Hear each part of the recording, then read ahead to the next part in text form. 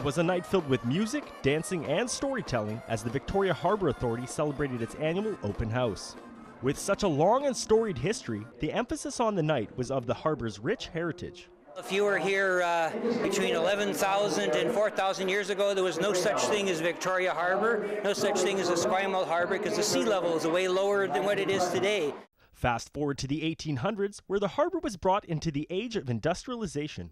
After the founding of Fort Victoria, many of the First Nations moved from their traditional villages and lived on the Vic West side of the harbour. We had thousands of First Nations from the far north, Haida, Tsimshian, Tlingit people coming down here to have potlatches, to trade. They worked, for example, Haida built the road on the way to Souk.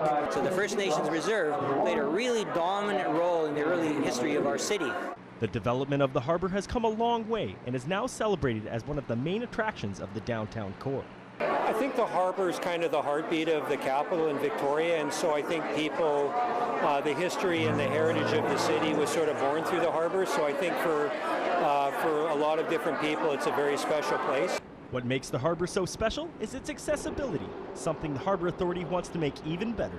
There's more work to be done around the harbour with the ferry terminals and some other aging infrastructure, so that renewal process will continue over time. As people celebrate the harbour's past, there is much to look forward to in the future.